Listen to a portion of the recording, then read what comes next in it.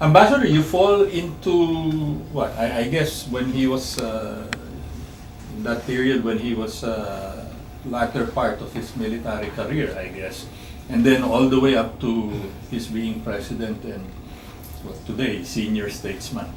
But tell me, do you still remember how you met? I don't know exactly when I first met him, no. But I remember the first time I was going out to see him and meet him was when I thought he was Armed Forces Chief of Staff then, but you're right, he was then maybe Vice Chief of Staff. And sometimes I get invited to Malacanang, and I would see him there. Then I would also be invited to some cocktail reception, and I would see him from time to time. But President Ramos is one that you cannot help but begin to respect and admire all from the time you see him. His bearing, military bearing, the way he talks, his intelligence, and he's always, to me, an attraction when I have an opportunity to talk to him and meet with him. Then I got to know him even more. I think he was Secretary of Defense under President Cory. I was one of those that went on the street protesting, no? And so, and then finally she became president. Maybe that's the reason why I was one of those that have been frequently invited to Malacanang, invited to state visits, and that's how I got to even know him better. Oh, okay. But this was all really because you were a prominent member of the business I was community. a banker. I was a banker. I started my banking career as a commercial banker with one of the largest banks in the Philippines. Your impressions of him? I mean, well, first of all, I was a young man, and I was just beginning to build my career as bank. And here I see him. I thought that he was you're right, Vice Chief of Staff there, no? And I would get invited in Malacanang with President Marcos and Madam, no? And I would run into him, and I would see. But he's such a nice man because I was a young man and he doesn't mind talking to us. And I appreciate that very much. But all you need is to see him, meet with him, and you begin to develop a respect, admiration on that man. I think you know what I'm talking about. Yeah. And so that was built up. Then it became even more when I became close to President Cory. Well, let me get first to EDSA. I mean, you said you were in the protest I was movement one of as those well. who went to the streets and demonstrated. FVR broke away from Marcos. He was the EDSA hero, di ba? If I remember, yes, he was called EDSA hero with Johnny. Yeah, and Rile, right, and then Cory. And then Cory, Was that correct in my memory? Was that something that surprised you, or was it something you expected? But knowing him, I even more admired him for that. Okay. Because he knew, I think, behind his mind, that something is wrong with the president. And when he saw there's an opportunity to make changes, I think he went to the side of it. I think that's why they call him EDSA hero. There were these few who turned around. Yeah. But he was very much admired for that. For what he did. For what he did. That is not an easy decision on his part. But at that time, God must have been with him to make that right decision. EDSA became successful. Cory became president. He became Secretary of Defense. No, Chief if I remember, of Staff I'm going by recollection now. chief of staff first, and then and then that's true, chief of, but then secretary of and then Defense. secretary of national. Then I would often see him in Malacanang. Mm. And even in foreign visits, he would still be around. Mhm. Mhm. So it's always, I've always admired the president. Did you expect him to make yet another crucial decision to run for president? I was not, but when he did, I was very happy. Okay. No, I was not looking at him as, because he's a military man. Mm. But when he did, I was very happy. Because I know him already. Yeah. And I know him, and I know he'll make a very good president. Mhm. Oh, I really support Did you him. support? Oh, yes. How did you? I went out and campaigned for him. Ah. Not officially, Oh, but oh. with all my friends and my relatives. Your own I know, circle. I talked about it. When I get often give talks, give speeches, I would always talk about President Ramos. He What- was an easy person to admire, respect, and to support. What did you tell your friends, family, relatives, your circle in the communities? Why Eddie Ramos? Well, because I look at him as a man of principle. Really as a man of principle. Mhm. And this is very important, Mhm. especially on those time of problems and changes. We needed at the time a man of principles, but not only a man of principles, but with the capacity, the intelligence to be a leader of the country. Mhm. And that's what he has. Okay. That's what he has. And then he got elected president. Wow. You must have been very happy. Oh, very, very happy. Nanalo yung manok mo. But little did I know that he will offer me the position as ambassador. Tell me about that. I mean, you weren't really that close. No, we're not really personally close, Mhm. but there's always that admiration and respect. Mhm. But you And knew he's each other. always a guy who goes out of his way to say that. I think he sees me. That time I was known to be a banker. Mhm. And my partners, I had good partners, I had the World Bank, Mhm. the Asian Development Bank, and the Dutch Development Bank. So that helped also. No? Mhm. But I respected him. You still remember how you got the draft? No. You know, he appointed a good friend as Secretary of Foreign Affairs, Bobby Romulo. Oh, yeah. He is also a very good friend. Mhm, mhm. His father took care of me when I was studying in Washington, D.C. We were quite close. Mm. So I think so, that he presented my name to President Ramos. Oh. And I think it was easy because I knew the president already. Mm. So when Bobby talked to me, he said, I don't know, we want you to be ambassador to the UK. Mhm. I just almost fell on the floor. Mhm. I said, okay, Bobby, Mhm. let me give it some thought. You're going to make me change my life. Mhm. Yeah, yeah. But then he told me, you have time to think. You have 3 days and 3 nights. You asking me to change my life and you are giving me 3 days and 3 nights. What do you want? I'm running a big, my bank then was about 22 largest banking institute. Yeah. Yeah. Yeah. So, you want to give me 3 days and 3 nights? Why? Then he said, well, because there are 5 other people waiting for you, waiting to be one ambassador to UK. But you were at the top of the Apparently, list, apparently. Apparently.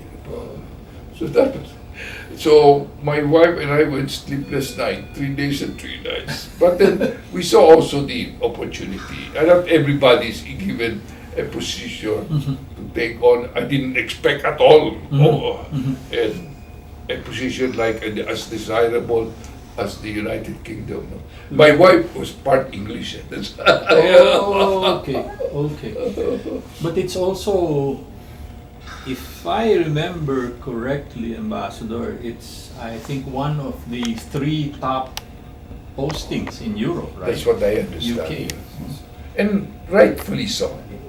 It's one of the largest country in the world, and with a lot of trade and investment all over the world, and very influential key country in Europe. No? Did the banking experience, the background I there? think so, because that's a banking center. And many of the bankers there I know. Oh, okay. Because we deal with bankers. Correct. You know. And I guess the experience you had with the multilateral Helped me. financial That institutions. truly helped me Oh. because I knew the standards already that I have to apply. But tell me, when did you meet the president, and when was the first opportunity for both of you to sit down? After 3 days and 3 nights of sleepless night, I told Bobby, then there was this. I had to go to Congress, Right. and there I had one session. Actually, second session, but after the first session, I knew I was there. Ambassador, tell me,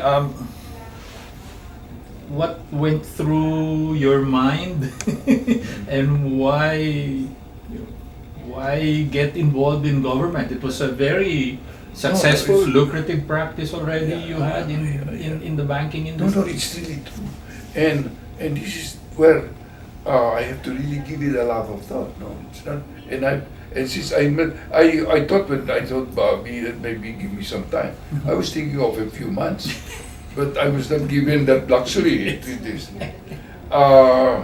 It was really not an easy, because here I'm abruptly, but I fortunately I was able to build up a good organization. No. And I felt confident that these are very competent people.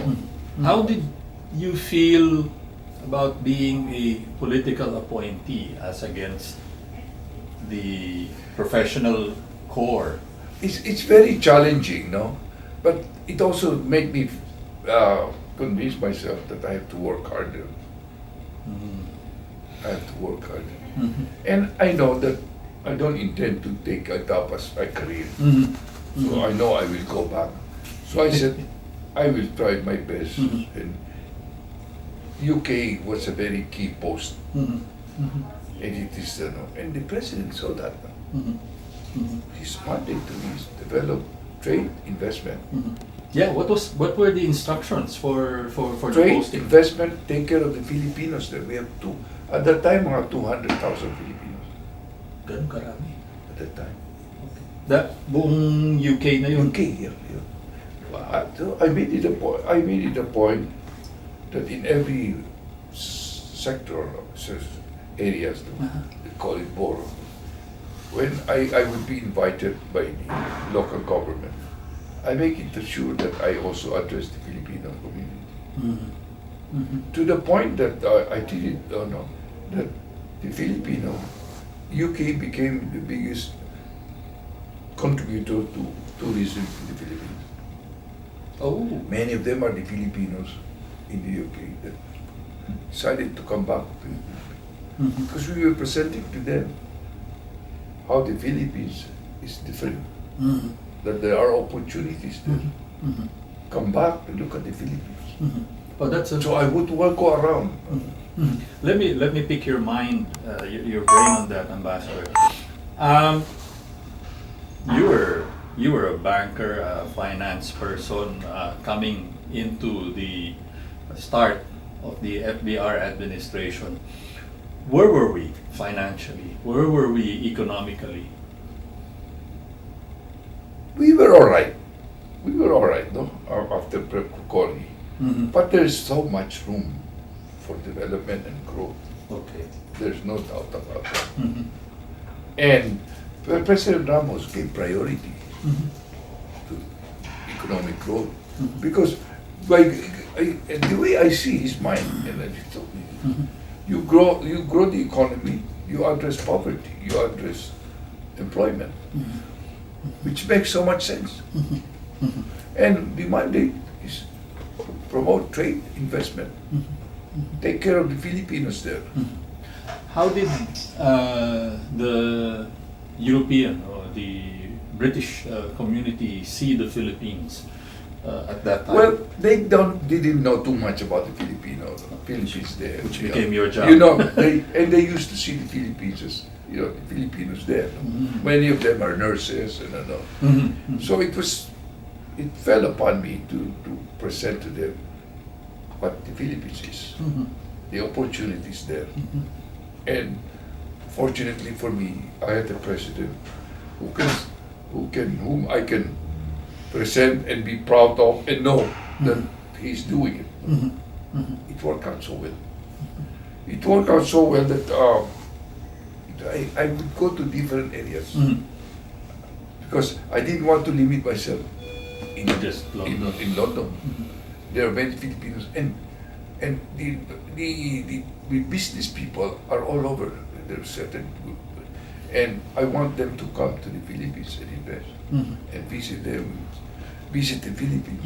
Yeah. And that's what we did. We came promoting trade and investment was indeed my number one goal. And It worked out so well. Yeah. They became the biggest European investor, I think third largest by the time we finished it. Next only to US and Japan. right. They were the biggest tourist contributor. And you can see the relations, the bilateral relationships, the visits. Yeah. Tell me about the visits. There were at least 2 state visits, right? At 1995 and 1997. All right. The state visit was 1997. But 1997 is also very important because you can see the very positive impact that he made in 1995. That's why he was invited again. Not anymore as a state visit. You know, you get the only invited once. But he was invited by the Oxford Union, which is the biggest and oldest debating association in the world. He was a big attractor, big impactor. And that word went around. And he was. And you know, the thing is that, you know, when I work out, you don't tell the governor, you don't tell your host, you invite my president. What you need to do is show them what's happening, the good things happening there. And I work closely with the British investors, who are the big investors here. And through them and working, we built up that idea of maybe time to get the Philippine president to come as a visitor. 95 was the first one, no? Yeah. And And I was happy to come home in December for Christmas. I usually come home for Christmas in December to bear the news. So the first thing I did was go to Malacanang and tell him, if it's made official, I was called there. We would like to invite you, President. So my first thing I did when I arrived is make a call on the President to tell him the United Kingdom would like to invite you as a first time ever. of the Philippine president. First ever time. Wow. So they were both firsts. First, the 95 was the first ever of a Philippine president, and 97 was the first ever of a Philippine president addressing the Oxford Union. Oxford Union, Wow, trailblazer siya. And I was able to arrange him to play golf in Scotland. Where it all started. Where the golf started. That was not easy, because that's not a private club. That was a public course. So every session, the Japanese all over, they already 1 year before they already Scheduled. But I was able to work out with our British investors, big investors, to influence some people there. And we were able to get 2 slots.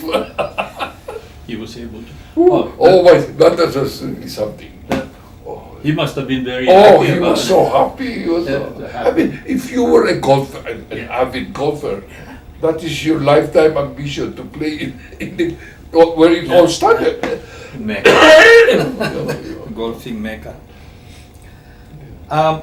Foreign relations, and he wanted us to be in the radar, in Europe, and from your post in That's very the UK. important post there. Mhm. Yeah, And financial. I'm starting from that covers the whole European Yeah, countries, yeah. different countries. So financial Financial center, capital of Europe. yeah. And that's probably, I guess, why if you remember in '95 onwards, the Asia-Europe meeting, and then through his own initiatives as well, there was an ASEAN-EU. Oh yeah. It just followed suit already. But you know, when he was in UK in '99, he made a big impression. He addressed Parliament. He was a Queen hosted the official hosted a luncheon for him. Oh. He made a big impression. He addressed the Parliament. He addressed the Filipino community. Oh, that's important to him. He always wanted to have. He always, and to me that's really also important. These are 200,000 Filipinos who are nurses. They're not just maids. Many are maids, but they hold campus very influential, especially in different parts of the country. Yeah. And they were the one that contributed to tourism Mhm. and to the image of the Philippines, because they began to talk about the Philippines. When they come back home, they talk about the Philippines, Mhm. the problem. Each of them an individual ambassador Yeah, of yeah. goodwill. Then the British business people, Mhm. they are important also. It has a multiplier effect. Mhm. Mhm. Mhm. Is there a memorable moment from from arranging these or planning these two visits to All of them are memorable. I mean, like for the Queen to host a dinner for him, that's really memorable. The Queen's schedule is scheduled 3-4 years ahead. Oh my. Yeah. And this Queen is still alive, huh? Oh. He's the oldest serving Queen. Monarch. Yeah. And Prince Charles followed suit after the president. Mhm. Prince Charles, who's the heir to the throne, Mhm. came to the Philippines for a visit. That's a result of the visit of the president. And many others followed, a lot of trade missions, Yeah. investments. And that started though. That actually opened the floodgates, no? Definitely. And you're right, the UK is the third largest trading. It's a financial center. Mhm. It's a financial center. Mhm. It's a communication center. Mhm. Media is right there. Mhm. Mhm. Yeah. So he made an impact there. So that's making like an impact all over the world. Your appointment also included a seat at the International Maritime Organization. Oh, yeah. But Oh, you know about that? yeah, we did some research. You know, well, I'm glad I never not thought about that. Pero ito You know, when I arrived in the UK, there are, the religious foreign seafarers are Filipinos. Mhm. When I got there, I get invited by IMO. Mhm. It turned out that is the tradition. They invite the ambassador because of the Filipino seafarers. Mhm. But then, when I look into, there is a board for IMO. Mhm. They asked me, how come none of your ambassadors sits down? Because we've been inviting them. Oh. Oh no, I want you to be there. I want to. So I became a member. It was very important. Mm-hmm. Very important. The Filipino seafarers are the number one in the whole world supplier. Mm-hmm. And that's how I got to know many of the seafarers. Mm-hmm. Yeah, very important. Yeah. Was And I that would attend the board meetings. was that also part of the instructions and the instruction list of FVR to you? I'm not sure about that. I'm not sure because I'm not sure though. But maybe he did, you know. Yeah, I'm not sure, but that's his mandate is to promote no trade and investment. Mm-hmm. And Filipinos here, and the 200,000 Filipinos there. Mm-hmm. So they're part of that in a Mhm. way. Yeah. Okay. Yeah, they're part of this. They're not the 200,000, but this is worldwide. Mhm. Yes. Yes. That's a very important organization. I didn't realize it. I didn't know until I got there. Mm-hmm. I was not even brief about the importance of it. Oh, okay. And then because it's also a major trading Yeah. port. That's a very important for many our Filipino seafarers. Mhm. Mhm. I'm glad you remember. I don't even know. Yeah. Tell us what our image was at the end of his term, 98. Oh, very high. You can see the investments are coming in. They became what? One of the largest investors, even at one time the largest. Yeah. At one time one of the largest. Mhm. During the time of President Trump. Mhm. Mhm. Yeah. Now the image is just the beauty about UK is that you're not only promoting Philippines in UK. In the process, you're promoting UK outside the UK, around Europe, Mhm. Mhm. Oh, because yun nga, no? because it's the center. center. It's the largest economy. Mhm. Yeah. Pero yun nga, sayang, 6 years lang. yeah. So, at the end of FBR's term, you went back to the Philippines. Hindi ka na nag-pursue sa No, foreign service. I had to tender my resignation because a new president was elected. Yes. President Estrada. Mhm. Mhm. But President Estrada was my classmate.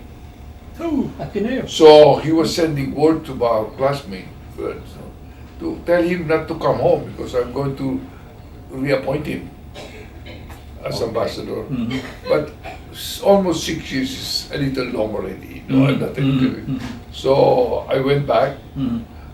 and the first time he invited me in Malacanang. I never saw Malacanang as well prepared for dinners and for reception. Oh, the food was good, and the drinks were the best. The Estrada touch. Well, it wasn't quite that way during They're all Mrs. good, Aquino. but And Estrada is separate, different. In that regard. okay. But yeah. How have you kept connected with FBR over the years then? Oh, I made it a point because I have my big admiration for this person. Mhm. Whenever he invites me, I make sure I drop everything. I go on. The- And then when I told you about that one time, he had all the generals at the side. They all dropped out. And Well, what was this? I didn't tell you. Mhm. In one of his receptions. Okay. So he was. Tapos na siya? Hindi na siya presidente no? Hindi siya Hindi na. presidente, but he would have this reception. Mhm. And all of them were all generals, no? Okay. And I was talking to them, all of them. And then at the signal, they all dropped to see push-up. I told the ladies there, I told you. They were doing, at that time, that's only a few years ago. They did push-ups. Nagulat Even ka. President Ramos. Uh-huh. Yeah. He's still he's still a joker. And Yeah. But he's a fitness buff. Huh? yeah. He's which is good. That's why he's still well. Oh yeah, how did you manage? How did you manage trying to catch up with him? Or Well, I'm an athlete. I play. Oh, okay. If I was already in Ateneo, I was being considered for the juniors, no? But I left for the States. My parents felt that I was enjoying life in the Philippines too much, so they shipped me off. Sent you off to the States. Yeah, they sent me to a military school. Oh, Yeah. okay. And in that school, I played basketball. I was one of the top scorer. So I was an athlete. What's it? Yeah, right. You were in the military academy as well. So I guess there was a commonality between you and Yeah, FVR. I think there is really. Okay, you're right. Now that you're right. There is that. No. So that's why, maybe in my particular case, I have strong admiration for military people, especially a man like President Trump. Because I know, at that time when Culver was known, it was really not like a life of military, like West Point at that time.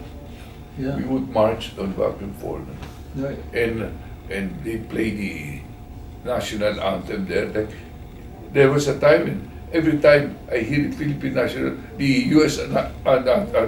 I stand up and already salute. It's automatic, no? Naging ano na. And the love of country is imbued on you. No? And that's where I see President Ramos, the love for country is very clear. Andun ano. So shared. It's the- Maybe you're right. Oh, I didn't think about that. Maybe that's why I have a very even stronger admiration and appreciation of President Ramos because of military. I had some military training. Your Yeah. brainwaves were on the same. Yeah. Same- Maybe same- the I didn't same think band, about- you know? I didn't think about that, but I really had a particular, appreciation of the president. How he is principled man, and he's a kind of man who would write you notes even from Malacanang. I would get it to the diplomatic pouch. Talaga. He follows through. Oh, tell me about that. You remember one or two incidents? I don't remember, but he would write me notes, and I'd get it to the diplomatic pouch. That's how he is. Hands on. That's how he is, how involved he is. And that kept you on your toes, I suppose. Pardon? That kept you on your toes. Oh, definitely. Definitely. Personal note And I from the meet my president. people from Ria. President. President. That's the kind of man he is. If he's your boss, you cannot just take him for granted because he's president. He's too far away. But the fact that sometimes he has written me several notes through the diplomatic pouch. I wish I'd kept all of that. No? But that also made you, I guess, No, happy and proud. happy because he is aware of what he gives you instruction. He's aware of what things and he follows through. That's the kind of man he is. And he knew what was happening at your post. Halfway around the world. Correct. That's true. That's why I work hard to make him invited. I knew I would be proud if he comes. Oh. I don't know if any other president I would work on it. That's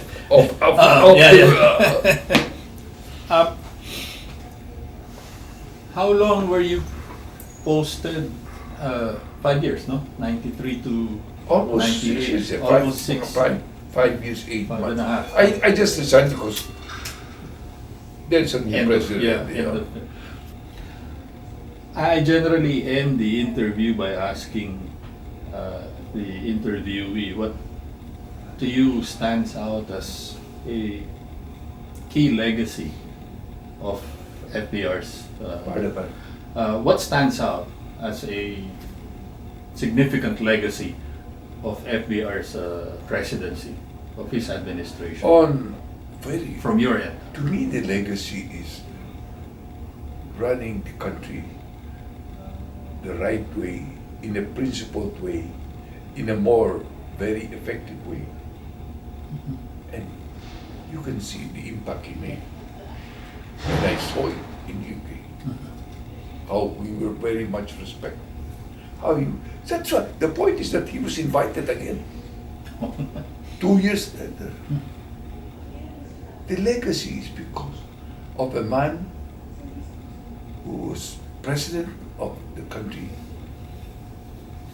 who handled the presidency the way an ideal person will handle being a president of a country. A very principled, honest, effective way. That's the legacy. How much more how can you improve on that? Thank you very much. Oh, yeah. Maraming salamat. You're welcome, Tommy. Yeah, thank you.